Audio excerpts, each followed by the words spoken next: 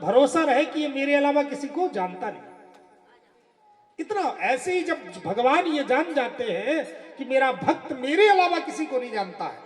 अगर ये मालिक को पता चला है कि ये तो रात हमारे यहाँ रुकता है, दिन में कहीं और ड्यूटी जाता, फिर तीसरे जाता, फिर उसका भी संभाले उसका भी संभाले, तो उसका समर्पण नहीं हो। इसलिए एक साधे सब सदे सब साधे सब चाहे, एक दृढ़ होकर के हमारे जीवन में भगवान का अटूट विश्वास होना चाहिए। हृदय से हमारे अंदर अटूट विश्वास हो, प्रभु के प्रति अनन्य भाव हो, न अन्य सा अनन्य। जब अनन्य निष्ठा होती है तो अहंकार नहीं होता है। यही जीव के सबसे बड़ी शरणागति है। आज भगवान ने इंद्र के पूजापे को नष्ट कर दिया, इंद्र की पूजा बंद करा दी, अहं को नष्ट कर दे और कुछ नहीं ध्यान देते। तुम खाओ पियो, ये काम क्रोध लो, मोद मद आदि अनेक अनेक तो सोचते, कोई बात नहीं। पर अहं भाव के कारण ही ये जीव निरंतर कर्म का भोग करता है, भोगना पड़ता है उसको। आज इंद्र के पूजापे को बंद करवाया। सभी ब्रजवासी गोवर्धन की पूजा परिक्रमा करके अपने अपने घर को प्रस्थान किए। इंद्र ने गुप्तचरों को भेजा, जाओ पता लगाओ कि ब्रजवासी हमारी वर्ष में एक बार पूजा किया करते थे। परजन्यो भगवान इंद्र मेघास्तस्यात्म मूर्तयः तेभि वर्षन्ति भूतानां प्रेरणं जीवनं तयः। इंद्र को पता चला इन ब्रजवासियों ने इंद्र ने सोचा इस बार पूजा नहीं दिखी। गुप्तचरों जाओ देखो ब्रजवासियों ने क्या पूजा नहीं की। गुप्तचर लौट के आए, महाराज आपका तो ब्रज से पत्ता साफ। न्यूज नीचे वाले कार्यकर्ता देते कैसी स्थिति पोजीशन चल। बोले आपका तो ब्रज से पत्ता साफ, क्या हुआ? बोले आपकी पूजा बंद कर दिया लोगों ने। क्यों कर दिया? किसके कहने पर किया? बोले वो नंद का छोरा है ना कन्हैया, उसी के कहने पर सारा ब्रज चलता है। इंद्र को और गुस्सा आ गया, अहंकार और बढ़ गया। अरे ब्रजवासियों, क्या तुम मेरे प्रभाव को नहीं जानते? उस छोटे से बच्चे के कहने पर मेरी पूजा बंद करा दिया। अभी मैं तुम्हारा नामो निशान मिटाए देता हूं। क्रोध में आकर के इंद्र ने बुलाया प्रलयकालीन मेघों को, आ जाओ आ जाओ, चारों मेघ आओ। जाकर के ब्रज का नामो निशान मिटा दो, इतना पानी बरसाओ कि ब्रज डूब जाए, सारे ब्रजवासी डूब जाए, सब समाप्त हो जाए। तो राजा ज्ञा को पाकर के चारों मेघ आकाश में अपने वेग से बादलों की गड़गड़ाहट, बिजली की चमक और मूसलाधार वर्षा शुभारंभ कर दिया। आज तक ब्रजवासियों ने इतनी मोटी मोटी वर्षा की बूंदे धारा नहीं देखी। मोटी मोटी धारा देख करके सभी ब्रजवासी घबरा गए। क्षण भर में गलियां नदियां बन गई, पूरे घर भर गए। अपने अपने बच्चों को सीने से चिपका लिए, घबरा गए, सभी रोने लगे, चिल्लाने चीखने लगे। इंद्र कुपित हो गया, भयंकर बादल फूट पड़ा। ये तो प्रलय हो जाएगा, ब्रज डूब जाएगा। यमुना जी उफान करने लगी, पानी समा नहीं रहा है। भगवान से प्रार्थना किया। भगवान कृष्ण के पास समस्त ब्रजवासी रोने लगे। हे कृष्ण, कृष्ण कृष्ण महाभाग,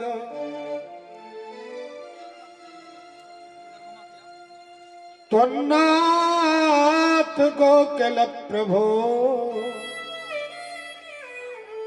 त्रातुम अर्हसि देवान् कुपिताद भक्त वत्सल। हे भक्त वत्सल, हे कृष्ण, हे देवादिदेव, हे महादेव, देखिए ना इंद्र कुपित हो गया। आप ही हमारे गोकुल के इंद्र हैं। इंद्र शिला बरसाने लगा, हम लोगों को मारने की ठान लिया इसने। शिला बरस निपाते न हन्यमानाय चेतन निरीक्ष भगवान ऐन कुपितेन्द्र कृतम हरि। आपको लोग हरि कहते हैं ना, आपका नाम हरि है। हरि उस परमात्मा को कहा जाता है जो भक्तों के कष्टों का हरण करता है। अशेषानि कष्टानि पापानि दुखानि हरतीति हरि। हे प्रभु, हे हमारे गोकुल के नाथ, हे कृष्ण, हे दीनबंधु, कृपा करो, हमारे बच्चे मर जाएंगे, हमारे सारे परिवार नष्ट हो जाएगा, ये गैया रो रही है, रहा रही है, आप रक्षा करो, आप स्वयं निरीक्षण कर लो प्रभु। इंद्र कोप करके हम लोगों को नष्ट करने की ठान लिया। शिला बरस निपाते न, इतना क्रूर व्यवहार कौन करता है।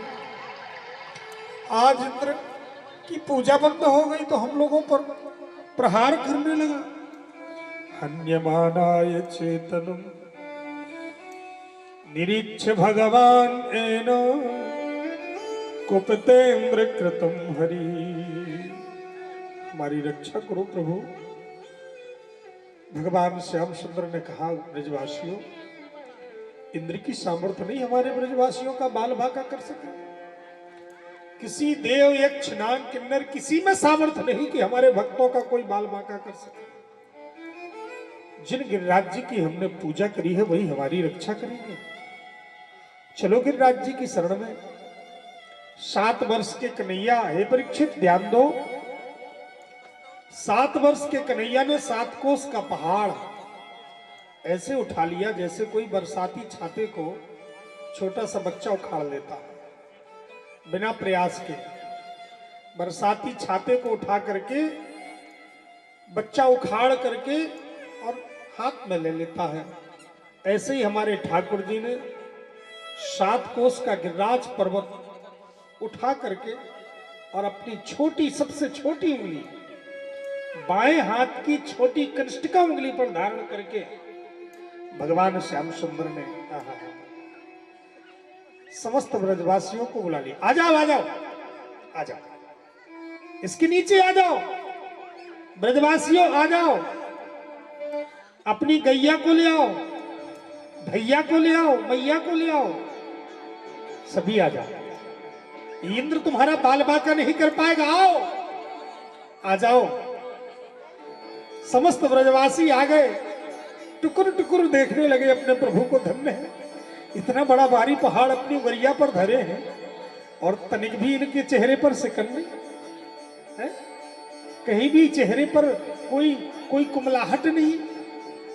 मैया यशोदा देख करके निहाल हो गए, अरे भैया तुम सब टुकुर टुकुर देख रहे हो, मेरा 7 वर्ष का लड़का इतना बड़ा भारी पहाड़ अपनी उगरिया पे धरे, कम से कम लाठी डंडा तो लगा लो नीचे से। जितने ब्रजवासी मोटे मोटे डंडा लिए थे गैया चराने वाले, नीचे से लगा लिए। भैया कन्हैया घबराना नहीं, हम सब तेरे साथ में हैं। ये मोटा वाला मूसल लगाए हैं, अगर तेरी उंगली दर्द करने लगे ना, सुस्ता लेना, आराम कर लेना। कन्हैया ने कहा, अगर मैंने आराम किया तो सब जयराम हो जाएंगे। अच्छा भैया, तुझे अपनी उंगली पर इतना बड़ा अहंकार है?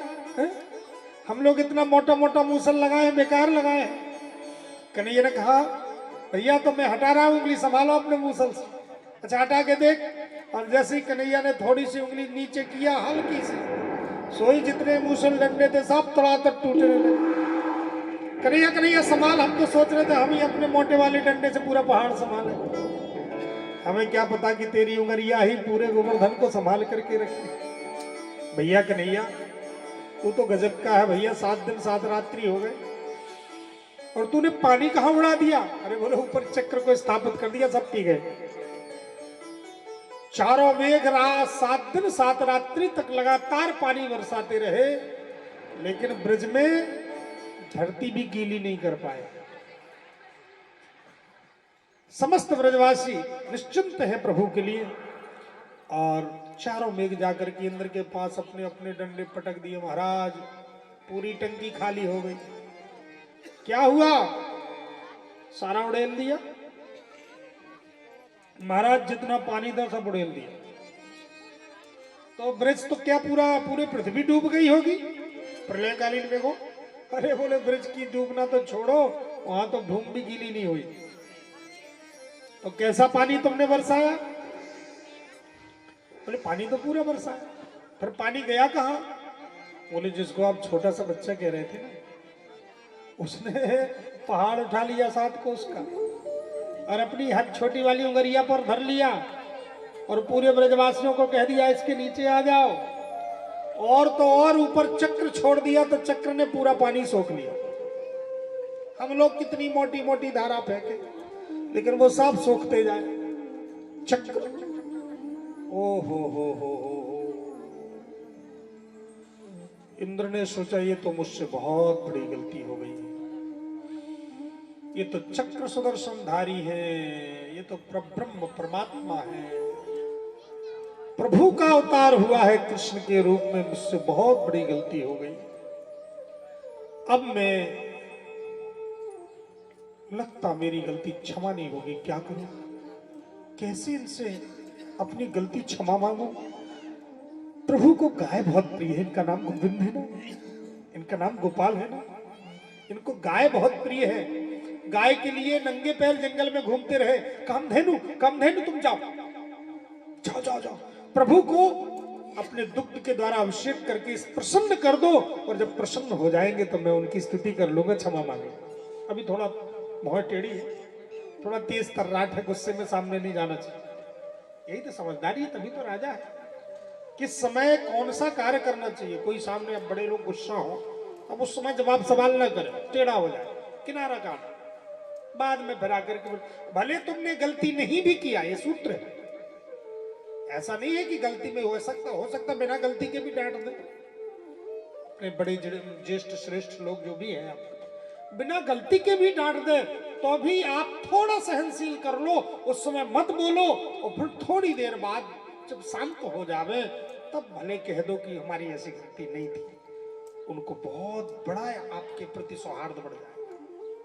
आप उस समय स्पष्टीकरण देंगे, तर्क करेंगे, हो सकता है वो सौहार्द ना बने कि जवाब लड़ाता है, स्पष्टीकरण देता है, लेकिन अगर सहन करके निकल गए तो आपके प्रति हृदय में एक अपार स्थान बन जाए।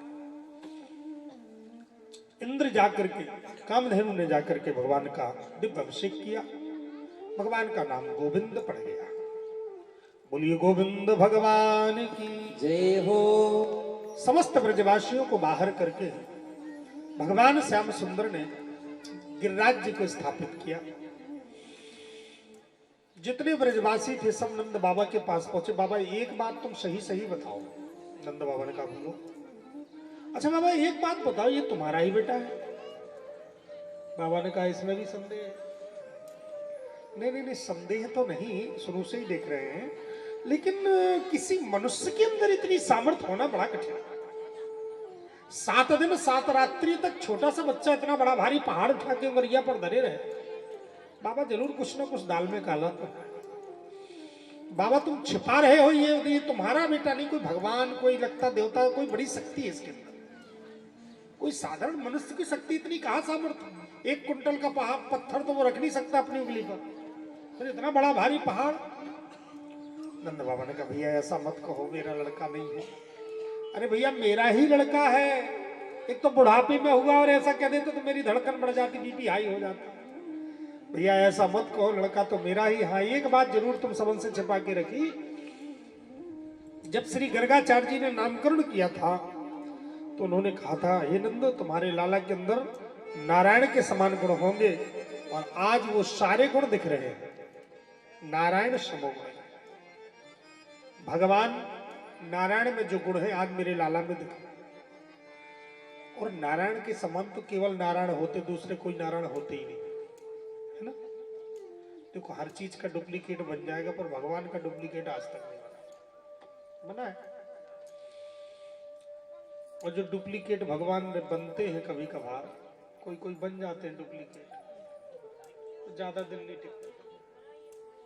इसलिए डुप्लीकेट भगवान बनना भी नहीं चाहिए। भगवान के दास बनो ना। हनुमान जी से बढ़कर के कौन है इस दुनिया में? इस कलयुग में हनुमान जी प्रत्यक्ष, लेकिन हनुमान जी कहते दासो हम कौशलेंद्र, मैं राम जी का दास हूं। और ताली ठोक के कहते हैं, सीना ठोक के कहते हैं, मैं राम जी का दास हूं। तो हनुमान जी की राम जी से ज्यादा पूजा होती है। जब स्वामी काजू किशमिश खाएगा तो दास को तो मिलेगा ही, और ज्यादा लोग दास को पूछते हैं। इसलिए दास बनने में ज्यादा फायदा है स्वामी बनने की अपेक्षा।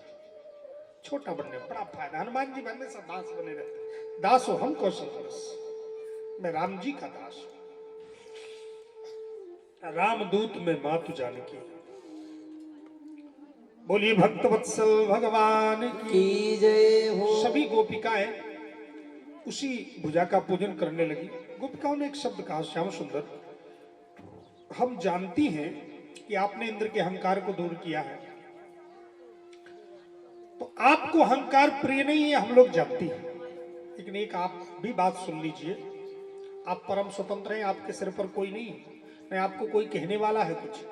परम स्वतंत्र न सिर पर कोई भावे मन नहीं, जो आपके मन में आता सो करते रहते। पर एक बात आप जान लीजिए, हम लोग आपको कह रही हैं कि जैसे आपको भक्तों का अहंकार प्रिय नहीं है, वैसे ही हम लोगों को भी भगवान का अहंकार प्रिय है। आप भी ये मत सोचना कि आपके ऊपर कोई नहीं, आपके ऊपर भी हम लोग हैं।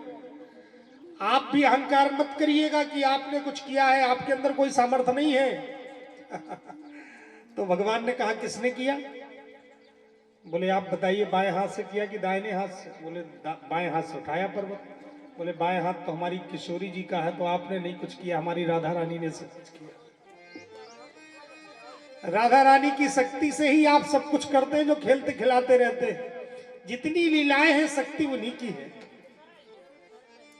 कन्हैया भी मुस्कुराने लगे। बिल्कुल सही बात है गोपियों, तुम्हारी शक्ति और तुम्हारी स्वामिनी जी की शक्ति ही तो मेरे पास पूरी ताकत देती है। कछु माखन को बल बढ़ो, कछु माखन को बल बढ़ो,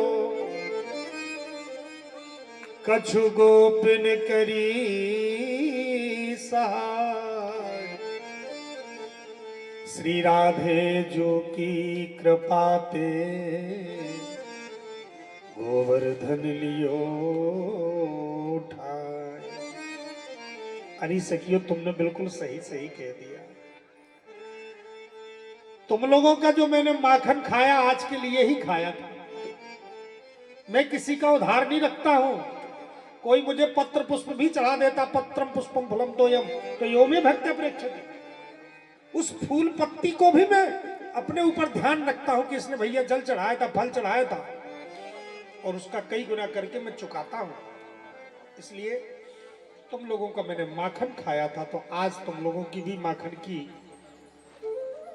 कीमत चुकानी थी।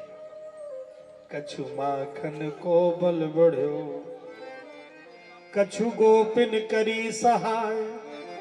और सही सही कहा सखियो तुमने, जो कुछ हमने लीला किया है सब राधे जू की कृपा थे, गोवर्धन लियो उठाए। सारी लीला उन्हीं की शक्ति से मैं करता हूं।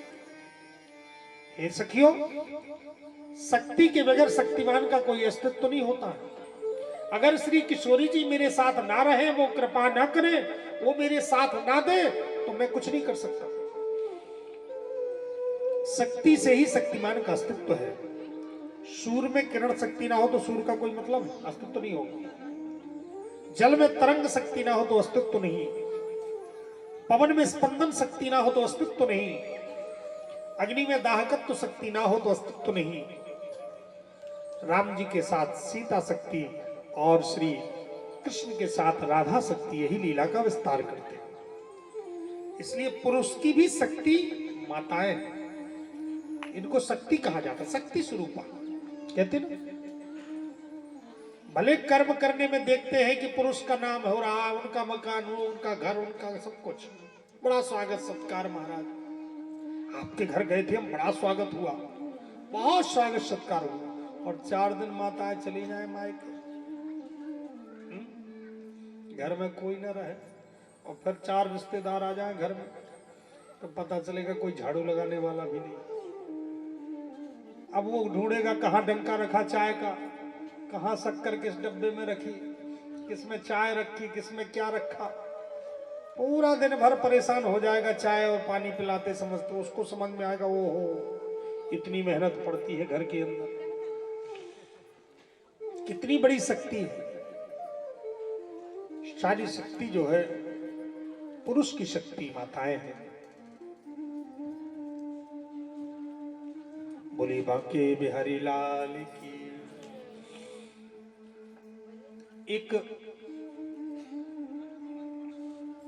महात्मा जी थे, वो राम राम राम राम राम राम कहते थे। तो एक ग्वालिनिया दूध देने के लिए आती थी, गाय का दूध पीते थे। तो ग्वालिनिया दूध देने के लिए आती थी तो कहे महाराज जी ये सूखा सूखा राम राम राम राम कहते हो, थोड़ा सीता सीता कह लिया करो, सीताराम थोड़ा रसीला हो जाएगा। ये सूखा सूखा कहते हो, थोड़ा रस मिला लिया करो। तो महात्मा जी ने कहा मैं शक्ति को नहीं मानता हूं। ग्वालिनिया ने कहा महाराज ऐसा मत कहो, बगैर शक्ति के तो काम नहीं चलता किसी का। बोले नहीं नहीं मैं शक्ति को नहीं मानता, मैं तो केवल ब्रह्म को मानता। वो बेचारी ग्वालिनिया दूध लेने वाली, दूध गाय चराने वाली बेचारी ले आई।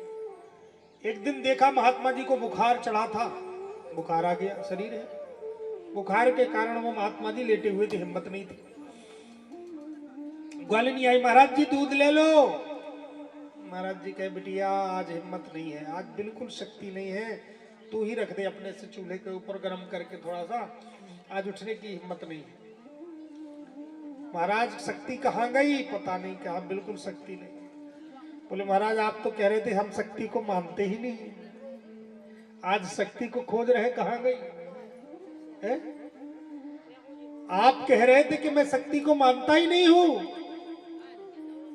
ग्वालिनिया के इस शब्द से महात्मा की चेतना खुल गई।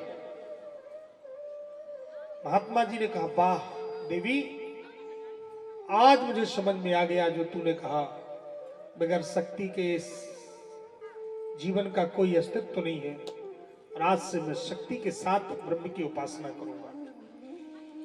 परब्रह्म सीताराम सीताराम, राम की जगह सीताराम सीताराम कहने लगे।